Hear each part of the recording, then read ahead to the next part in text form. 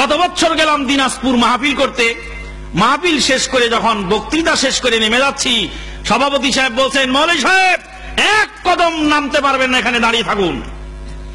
সভাপতি যদি বক্তার উপর গরম হয়ে যায়, সে বক্তার বাঁচার উপায় আছে?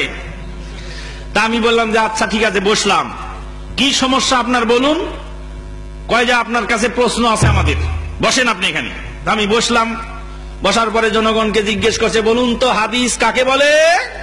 জনগণ বলল, নবীর কথা কাজ ও সমর্থনের নাম হাদিস। নবী কি মিথ্যে কথা বলেন? জনগণ কয় না।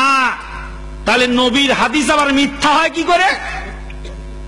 নবীর কথা যদি হাদিস হয় তো হাদিস আবার মিথ্যা হয় কি করে? মিথ্যা হবে তো হাদিস হবে কেন, আর হাদিসই যদি হবে তো মিথ্যা হবে কেন? প্রশ্নটা জটিল না? জনগণ বলছে, জনগণকে জিজ্ঞেস করছে, যারা নবীর হাদিসকে মিথ্যা বলে তাদেরকে দুনিয়ায় রাখা উচিত।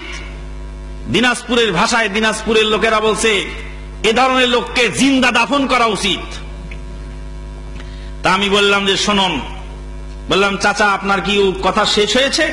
উনি বললেন হ্যাঁ শেষ হয়েছে। তা আমি বললাম যে আমার কাছে শুনুন, নবীর হাদিস তো, নবীর বাণী তো হাদিস, কিন্তু নবী কাকে বলে সেটাও তো একটু জানা দরকার। নবী না চিনলে তার হাদিস চিনা যাবে না, তাই না? বললাম নবী কাকে বলে? আল্লাহ যাকে নবুয়ত দেন তিনি হলেন নবী। গোলাম আহমদ কাদিয়ানী মিথ্যা নবী না সত্য নবী? মিথ্যা নবী। তো মিথ্যাই যদি হবে তো নবী হবে কেন? আর নবী যদি হবে তো মিথ্যা হবে কেন? আল্লাহ যারে নবুয়ত দেয় সেই তো নবী হয়। গোলাম মোহাম্মদ কাদিয়ানী মিথ্যা নবী হয় কেমন করে? নবী আবার মিথ্যা হয় কেমনে? জনগণ তো এখন মাথা চুলকায়, কয় যে কাজ তো খাম হয়ে গেছে।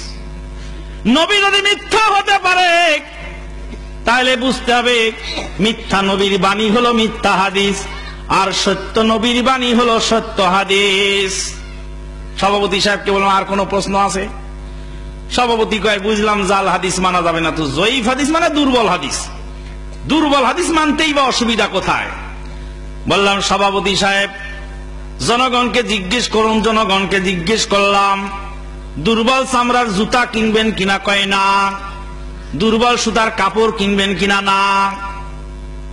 দুর্বল মানুষকে কাজে রাখবেন কিনা? কয় না।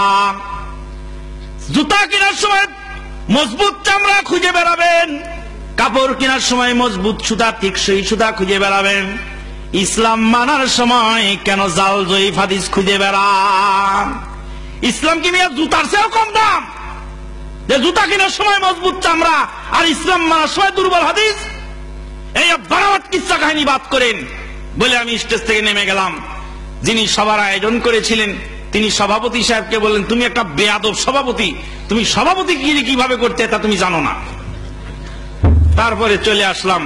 এবার দোয়া করছে, দোয়া চলছে, দোয়ার ব্যবসা চলছে।